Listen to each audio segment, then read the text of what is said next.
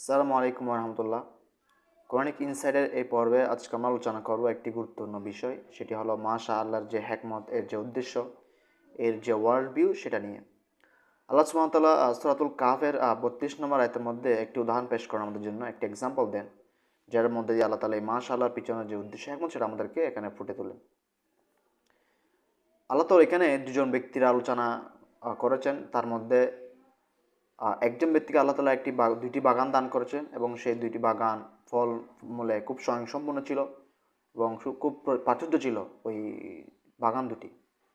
এবং তার ওই সহপাঠী তারা যখন একদিন আলোচনা করছিলেন, তখন যে বাগানের মালিক সে বলছিল যে আমি তোমার চেয়ে উদ্যান সম্পদে অনেক শ্রেষ্ঠ, জনবল অনেক শক্তিশালী। এভাবে সে তার সাথে আলোচনা করছিল এবং এক সময় তাকে নিয়ে যখন সে তার বাগানে প্রবেশ করছিল, তখন সে বলে যে ওমা আজুন্নান তাবিদা হাজি আবাদা, আমার মনে হয় না যেটি কখন ধ্বংস হবে। সেভাবে তার বাগান নিয়ে সেখানে অহংকার করে, এটা নিয়ে একটা গর্ব সেখানে প্রকাশ করে। এবং অপর বন্ধুটি অপর সহপাঠী যখন এই দৃষ্টি যখন লক্ষ্য করলো, তখন সে বলে উঠল যে আকাফাতা বিল্লাজি খলাকা মিন তুরব, যে তুমি সেই সত্তাকে তুমি অস্বীকার করছো যিনি তোমাকে মাটি থেকে সৃষ্টি করেছেন। অর্থাৎ সে তার এই কথা শুনে সে তাকে আল্লাহর কথা স্মরণ করে দিচ্ছেন। কেননা সে যখন তার বাগানে প্রবেশ করছিল, তার এই সম্পদ, তার সব কিছুই তার নিজের বলে একটা দাবি করছিল, তার মধ্যে একটা অহংকার প্রকাশ সে দেখতে পেয়েছিল। এবং ওই বন্ধু সে আরও বলে উঠল যে যে আমি তো আল্লাহর সাথে শরিক করি না।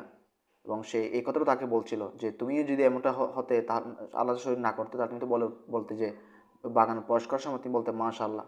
অর্থাৎ এই বাগানের তুমি যা কিছু আজকে তোমার অর্জন, যা কিছু তুমি পেয়েছো, সেটা তোমার আল্লাহ তাআলার পক্ষ থেকে তোমার মধ্যে একটা অনুগ্রহ, দয়া। তখন তুমি তো মাশাআল্লাহ বলতে।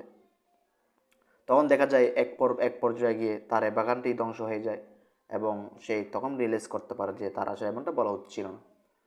এই কারণে আসলে কোরআন অনেক খুব বিস্তারিত এসেছে। আমি সংক্ষিপ্ত আলোচনা করতে যেটা চেয়েছিলাম সেটা হলো আমাদের জন্য অর্জন, আমরা যা কিছু আমরা পাই না কেন, এগুলো একটা আল্লাহর নিয়ামত, এগুলো আল্লাহর পক্ষ থেকে আমাদের প্রতি একটা অনুগ্রহ।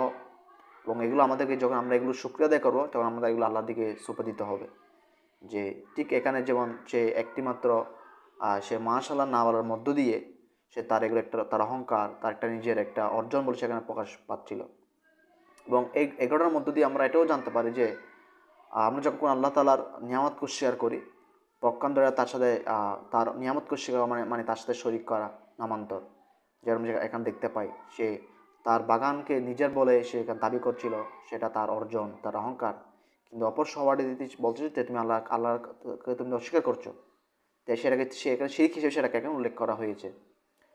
তো এখানে যে আমরা যখন মাশাআল্লাহ বলি, এটা আমাদের একটা বিশ্বাসের, আমাদের তাওয়াক্কুলের, আমাদের ঈমান একটা বহিঃপ্রকাশ। আমরা যখন কোনো কিছু যখন মাশাআল্লাহ এর মধ্যে একটা উচ্চারিত বাক্য নয়, এটি শুধুমাত্র কয়েকটা শব্দ নয়, এটা একজন মুমিনের, একজন মুসলিমের, তার চিন্তার, তার ওয়ার্ল্ড ভিউ, তার বিশ্বাসের, আল্লাহর প্রতি তার তাওয়াক্কুলের একটা বহিঃপ্রকাশ।